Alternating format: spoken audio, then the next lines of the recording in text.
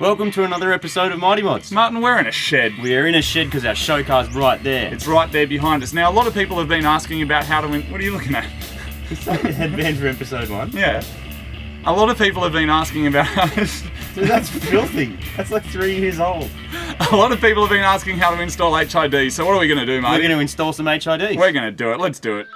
We're going to be installing a set of auto-plutonium HIDs into the low beam projector of the S15. The S15 comes with projector-style headlights, meaning there's a lens that accurately focuses the light for excellent dispersion.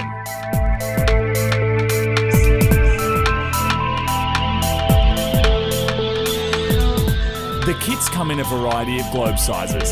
The S15 takes an H1 globe and the Subaru takes an H4. Jack up your car and make sure you put it on axle stands. Remove the negative strap of the battery. You may want to remove the whole battery if it's in the way of your headlight. The globe is held in with a metal tab and has power and ground wires coming out of it. The most difficult bit of this entire install is finding somewhere to mount your ballast. The rest just plugs straight in. The ballast limits and stabilises the current draw from the HID globe.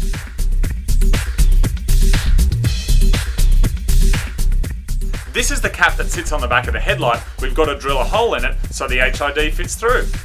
Hello.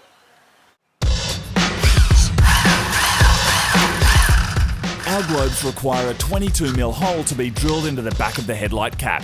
Alright, so the way this works is we pick up our power off the back of the bulb, which sends it into the HID ballast, which boosts up the voltage, and sends it into the new HID globe, which we put in the spot of the original bulb. The HID globes are physically bigger than standard globes, and ours required some modification to fit. We had to trim the plastic around the globe so it would fit through the metal cutout on the S15's headlight housing. Get the wire that originally went to the globe and connect that to the HID ballast, and then connect the ballast to the HID globe. As always, it's a good idea to test it works before you put it all back together again. Make sure the ballast can't get wet or suffer from too much vibration.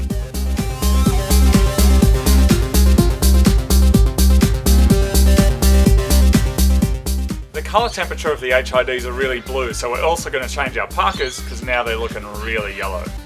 The parker lights can be changed in seconds. The wedge-type bulb slots straight into the factory wiring harness. And check out the difference.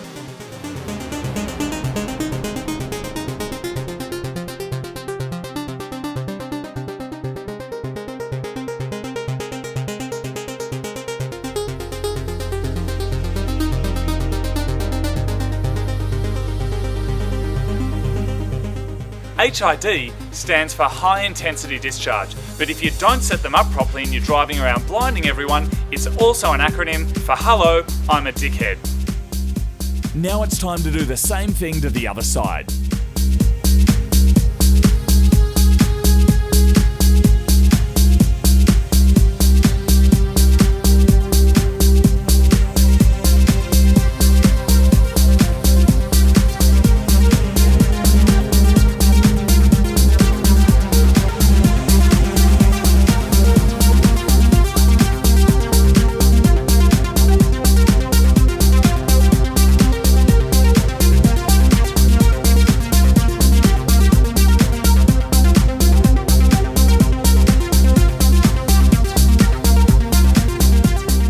Adjustment screws are located on the back of the headlights, and a flat surface like a garage door is a great way to make initial adjustments. You may need to get them adjusted professionally so you don't get defected.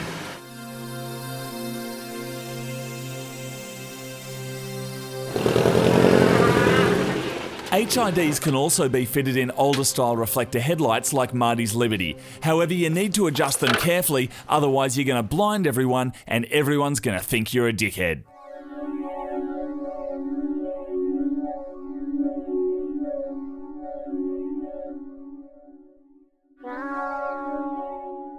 That is how you install HIDs, but let me share with you the philosophical conundrum that is the paradox of HID installation. Now, if your car is meant to have HIDs, no one's going to notice you anyway because they're going to think the HIDs were installed in the factory. Now, if your car's not meant to have HIDs and you haven't adjusted them properly, once you put them in, you're going to be blinding everyone, and the people you thought were thinking that you were cool are actually going to think that you're a dickhead. And for that reason, I took him out of the Liberty because it was just embarrassing.